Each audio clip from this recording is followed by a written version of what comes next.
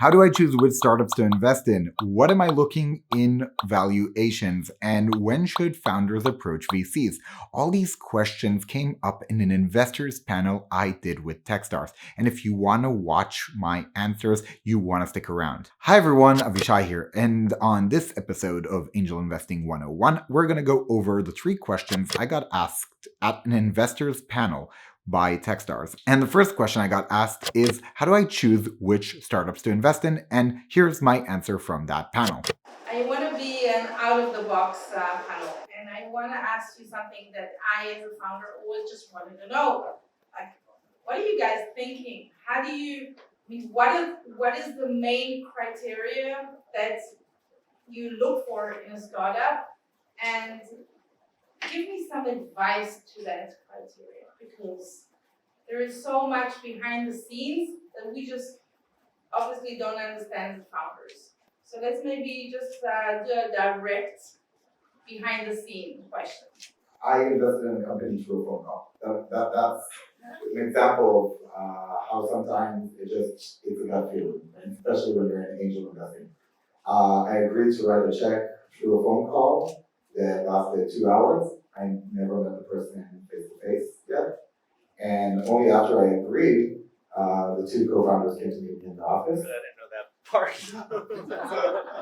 Good for her. And I can tell you that in the same time, there's investments that you have to really know the person, and if I really didn't know them, I would probably not invest, and it has nothing to do with the startup. So, but you're saying that you know her, so you wouldn't. So here's the thing: I know him as well. And yet you still invested, so it's okay. No, yeah, but I'm saying that if some say I will, same numbers and everything, if I didn't know them at all, I would invest. So here's an example of somebody I didn't know anything about, and they just captured me, and I had a whole year with them for almost a week. Yeah. So that's. So you're saying personal. I don't think it's word. So you're saying personal connections.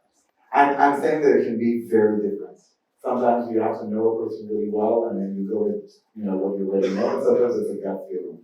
I can't say that I have a specific strategy. Sometimes it just clicks, and I know it's like a funny comparison, but it feels like dating sometimes. Now, the second question I got asked was about valuations and when you should go to a VC. And while my answer was not really related all the way to the question asked, it's still worth hearing because I have a very unique take that most investors will not agree with. Is it at their stage? Most of the Techstars program is pre-seed, seed. Some of them have raised a little bit of money. Should they be wasting their time on VCs? Should they be raising from angel investors? When is a company ready to do VC or crowdfunding or anything else like this? So how can they decide which way to go? And then one more thing, if we edit, a lot of them are really concerned about valuations. Things have changed in the market, and you open the newspaper, it looks like everybody's a unicorn. If you're not IPOing, then something's wrong with you. Everybody's raising money, it looks like the paper is saying. So the question is, how ready are they? When are they VC ready? And should they be worrying about valuations going up, etc.? Here's one thing an angel can do that a VC probably can't do, at least not publicly, with their LPs. When I'm investing in a startup, especially with first-time founders, it doesn't matter also if they're outside of Minnesota or not, pre-seed stages, by the way, my domain expertise, I'm always thinking about that it's going to be a high risk, and it's probably going to be more likely to fail down the line and not. But I'm actually putting a ticket on someone, a founder, on the premise that they are going to remember me when they're going to do their second startup. And that is actually a strategy that I'm utilizing in a very public way. And sometimes I sit in front of founders where I'm telling them, look, I actually don't believe all that much in the market. I think there's a lot of work to do. I think the presentation is still uncooked, but I like you, and if this doesn't work out, I want to be there for the next thing and the next thing we're going to do. And that's a strategy that I'm not sure every VC can say to their LPs. It's like, yeah, we're investing in this fund, so they'll give us a chance to invest in 4 years from now again, and the next thing they do.